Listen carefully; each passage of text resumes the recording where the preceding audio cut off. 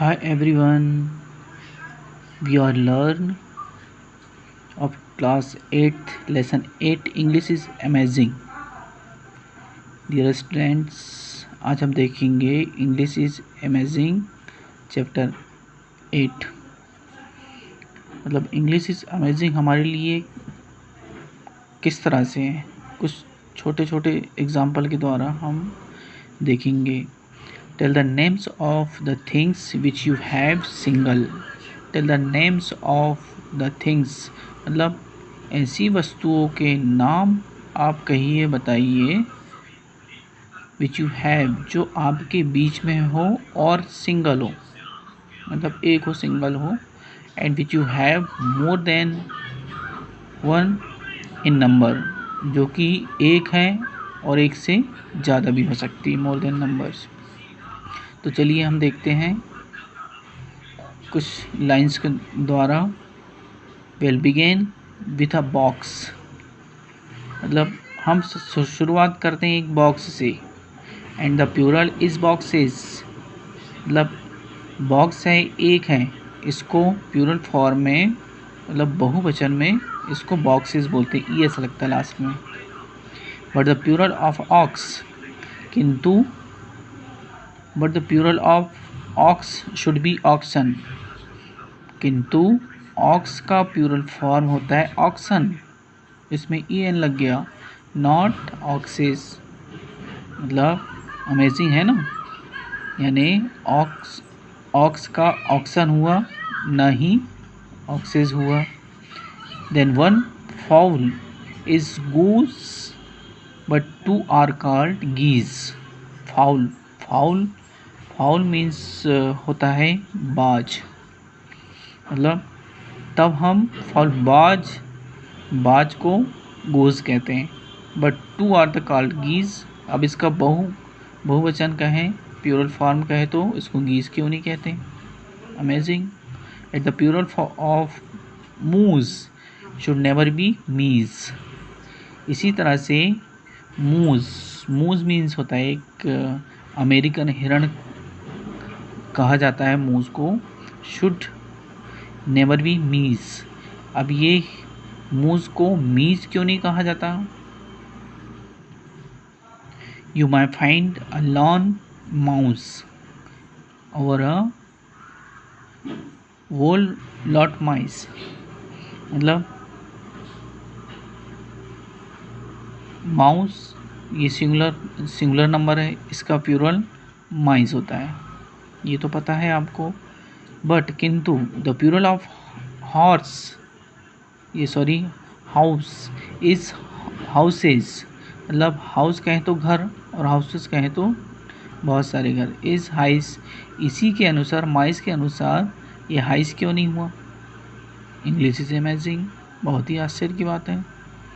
If the plural of man, अब उसी तरह से इफ मतलब होता है यदि प्लूरल मैन का सिंगुलर नंबर होता है, मैन का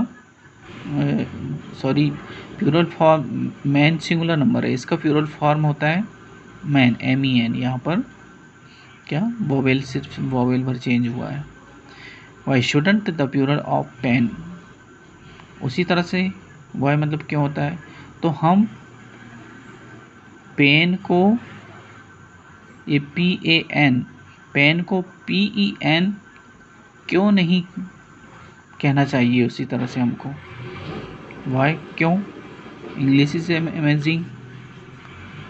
उसी तरह से the cow is the plural may be cows और काइन, उसी तरह से हम आगे चलते हैं। मतलब काउ का प्लूरल फॉर्म होता है काउस, ये एस लगता है सिर्फ, या अपन काइन भी कह सकते हैं। But the plural of vow is vows, किंतु वोव को वोज क्यों नहीं कह सकते, नॉट वाइन। अब जैसे कि काउ को काइन भी कह सकते हैं, लेकिन यहाँ पर वो मीन्स होता है शपथ लेना, मतलब वो को वाइन क्यों नहीं कह सकते हम। And I speak of a foot, और हम हमारी भाषा में क्या पैर को फूट कहते हैं, है ना। फिर इसका प्लूरल फॉर्म क्या है, and you show me your feet, मतलब फीट मतलब पैरों से, ये भी प्लूरल फॉर्म हो गया। फुट का फीट प्लूरल फॉर्म हो गया। किंतु but I give you a boot, would a pair be called beet? Boot, उसी तरह से बूट एक शब्द है, बूट एक वर्ड है, उसको बीट क्यों नहीं कहते? यहाँ भी इंग्लिश इज अमेजिंग। उसी तरह से नेक्स्ट लाइन पे चलते हैं। द मैस्कुलाइन प्रोनाउंस आर ही। अब प्रोनाउन की बारी आती है। प्रोनाउन मीन सर्वनाम होता है, मतलब मैस्कुलाइन मीन पुल्लिंग, एक पुल्लिंग प्रोनाउन सर्वनाम ही होता है। इसका हिज एंड हिम, मतलब इसका प्लूरल फॉर्म हिज और हिम भी कहते हैं इसको।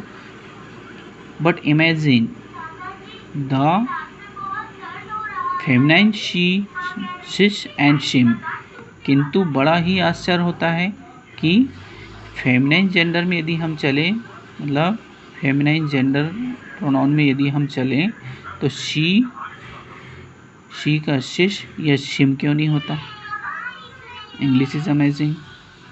Show our English, I think you will all agree. मतलब